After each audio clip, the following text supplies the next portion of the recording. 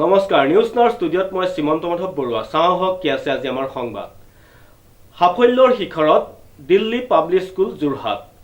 CBSEৰ দশমত 98.2% সৰ্বোচ্চ নম্বৰেৰ প্ৰাপ্তিৰে উজ্জ্বলিল বিদ্যালয়খন পুনৰবাৰ শৈক্ষিক উৎকৃষ্টতাৰ প্ৰতিপন্ন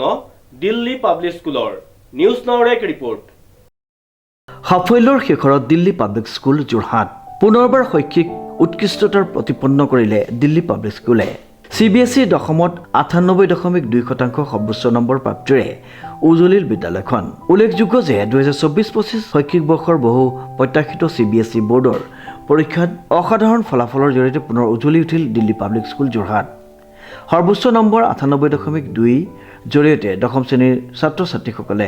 আশ্চৰ্যজনক সফলতা অৰ্জন কৰিছে এই বৰ্ষত শ্ৰেষ্ঠ স্থান লাভ কৰে দৰ্শনা অপ্লুতা শইকীয়াই তেওঁ 98.2% নম্বৰ লাভ কৰে দশম আৰু দ্বাদশ উভয় শ্ৰেণীৰ বহুসংখ্যক ছাত্ৰ ছাত্ৰীয়ে 90%ৰ ওপৰত নম্বৰ লাভ কৰাত গৌৰৱান্বিত হৈছে বিদ্যালয় তথা অভিভাৱকসকল এই শিক্ষাগত সফলতাৰ উপৰিও DPS যোৰহাটে ৰাষ্ট্ৰীয় স্তৰত 8000ৰ অধিক বিদ্যালয়ৰ ভিতৰত নিৰ্বাচিত হৈ শিক্ষা বঁটা 2025 লাভ কৰিছে আমি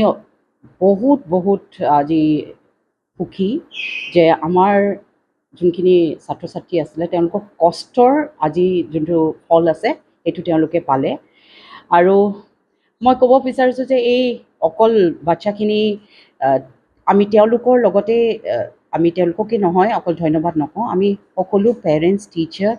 আমাৰ এডমিনিষ্ট্ৰেশ্যন যিটো আমাক ছাপোৰ্ট দিলে এই ছাপোৰ্ট নোহোৱাকৈ আমি কিন্তু এইখিনি কাম কৰিব নোৱাৰিলোঁ আমাৰ ক্লাছ 10-12 দুইটা ক্লাছৰে ল'ৰা ছোৱালী খুব ভাল কৰিছে আৰু মই ভাবোঁ যে এই ভাল যোনখিনি ৰিজাল্ট কৰিলে সেইখিনি ভৱিষ্যতলৈও তেওঁলোকে কঢ়িয়াই নিব আমাৰ 98.2% আমাৰ হায়েষ্ট আৰু সেনেকৈ আমাৰ ক্লাছ 12ৰো 97% হায়েষ্ট হয় আৰু আমি যদি ক'বলৈ যাওঁ যে 40% ষ্টুডেণ্টে আমাৰ এবাভ 90% পাইছে আৰু এভাৰেজ যদি ক'ব যাওঁ আমি বহুত সুখী 90 আমাৰ এভাৰেজ অকল আমাৰ ল'ৰা ছোৱালীখিনিক আমি এই শিক্ষাই নহয় আমি তেওঁলোকৰ অল ৰাউণ্ড ডেভেলপমেণ্টৰ কাৰণেও আমি কাম কৰি গৈছোঁ যেনেকৈ আমাৰ কালচাৰটো আমি তেওঁলোকক শিকাইছোঁ তেওঁলোকে আগবঢ়াই নিছে মই ভাবোঁ এই এৰিয়াটোত এনেকুৱা এখন স্কুল নাই ইংলিছ মিডিয়াম যোনখন স্কুলে এনেকৈ সংস্কৃতিটো আমাৰ আগবঢ়াই নিছে আমাৰ বাচ্চা সত্ৰীয়াতে নহয় ঢোল খোল তাল দবা সকলো বজাব পাৰে আৰু তেওঁলোকে বাহিৰত এইখিনি দেখুৱাই আহিছে আৰু তেওঁলোকে সন্মানো লাভ কৰিছে তাৰ বাহিৰে মই আৰু এটা কথা ক'ব পাৰোঁ আমাৰ ষ্টুডেণ্টে ইংলিছ কোৱাই নহয় আমাৰ সমানে তেওঁলোকে অসমীয়াও ক'ব পাৰে হিন্দীও ক'ব পাৰে আৰু খুব ভালকৈ তেওঁলোকৰ গোটেই থট প্ৰচেছটো মানুহৰ আগত দেখুৱাই দিব পাৰে বা দাঙি ধৰিব পাৰে আৰু এটা কথা মই খুব মানে স্কুলখনৰ কাৰণে ইউনিক হয় সেইটো হ'ল কি যে আমি বাচ্চাটোক অকল পঢ়িবলৈ নিশিকাওঁ তেওঁলোকৰ খেলা ধূলা মানুহৰ লগত কেনেকৈ কথা পাতিব কেনেকৈ কৰিব উঠা বহা তেওঁলোকে সকলো শিকি যায় আৰু সেইকাৰণে আমি তেওঁলোকক ডিপচাইট বুলি কওঁ আমাৰ এটা DNA আছে সেই DNAটোৰ যোনখিনি আমাৰ বৈশিষ্ট্যতা তেওঁলোকে হাড়ে হিমজুৱে সেই বৈশিষ্ট্যতাখিনি সোমোৱাই তেওঁলোকে নিজকে ডিপচাইট বুলি প্ৰতিষ্ঠা কৰে চেষ্টা কৰে আৰু ডেফিনেটলি মই ক'ম ৰিজাল্ট ইজ আ পাৰ্ট কিন্তু আপোনালোকে দেখিব আমাৰ বাচ্চা বাকী এৰিয়াটো সমানে আগুৱাই গৈছে আৰু আন এটা শুভ সংবাদ আছে আমাৰ স্কুলৰ কাৰণে এইবাৰ আমি যোনটো 2005ৰ লিড গ্ৰুপছৰ যোনটো শিক্ষা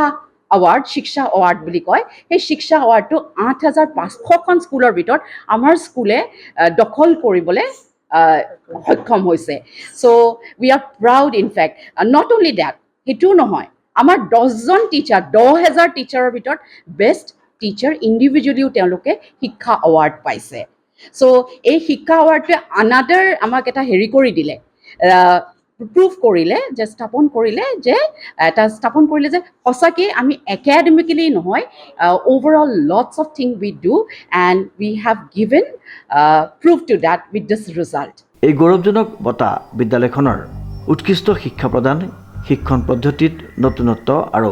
বিদ্যালয় ব্যৱস্থাপনা শ্ৰেষ্ঠতাৰ প্ৰতি প্ৰতিশ্ৰুতিৰ স্বীকৃতি বিদ্যালয়ৰ অধ্যক্ষ প্ৰধান শিক্ষয়িত্ৰী শিক্ষয়িত্ৰী আৰু বিদ্যালয়ৰ পৰিচালনা সমিতিয়ে ছাত্ৰ ছাত্ৰী শিক্ষক আৰু অভিভাৱকসকলক এই ঐতিহাসিক সফলতাৰ বাবে আন্তৰিক অভিনন্দন অনুষ্ঠান অনুষ্ঠিত কৰে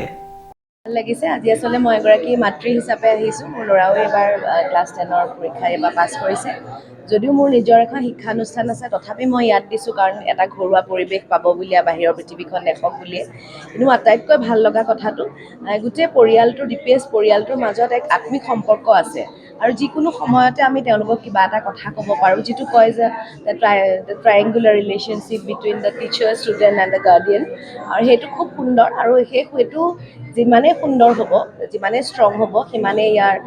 ৰিজাল্টটো ভাল হ'ব ৰিজাল্টেণ্টটো সদায় ভাল হয় আৰু তেওঁলোকে হলিষ্টিক ডেভেলপমেণ্টতো সহায় কৰে আৰু আমি যিকোনো মুহূৰ্ততে যিকোনো সময়তে তেওঁলোকক যিকোনো কথা এষাৰ সুধিবলৈ আৰু মোৰ ল'ৰাটো বহুত ইম্প্ৰুভ কৰিছে ইয়াত আহি পেলাই আৰু তাৰ কাৰণে মই বহুত সুখী আৰু সকলোৰে ৰিজাল্টবোৰ খুব ভাল হৈছে সকলোলৈকে শুভেচ্ছা জ্ঞাপন কৰিছোঁ আৰু এনেকেই যাতে তেওঁলোকে আগলৈ গৈ সমাজৰ একোজন ভাল মানুহ হিচাপে নিজকে প্ৰতিষ্ঠিত কৰিব পাৰে তাৰ বাবে মোক অলেখ শুভেচ্ছা জ্ঞাপন কৰিছোঁ এই সকলো অৰ্জনে ডিপিএছ যোৰহাটৰ বাবে এক গুৰুত্বপূৰ্ণ মাইলৰ খুঁটি হিচাপে স্থান দখল কৰিছে যি আগলৈ শিক্ষা আৰু সমগ্ৰ বিকাশৰ ক্ষেত্ৰত নতুন দৃষ্টান্ত স্থাপন কৰি যোৱাৰ দিশে আগবঢ়াত সহায় হ'ব বুলি বিষয়ববীয়াসকলে ব্যক্ত কৰে My name is Darshana Prita Shaikya. I am studying in Delhi Public School, Jorhat. I got 98.2% in my 10th boards. I'm very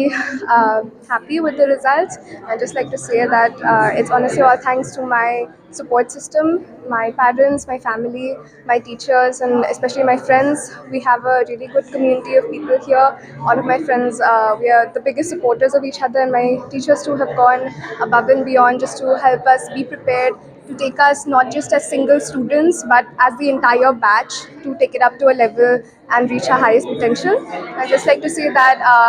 I've started my 11th classes, so I hope that I'll do even better in my 12th boards and in the future. And I'd just like to say I'd like to express my gratitude to my school as well. Sorry. Yeah, I've taken humanities. I'll try for law. I'll try to prepare for my CLAT exam, and hopefully I'll become a good lawyer. That's the hope for the future. ডিজি বৰাৰ report news now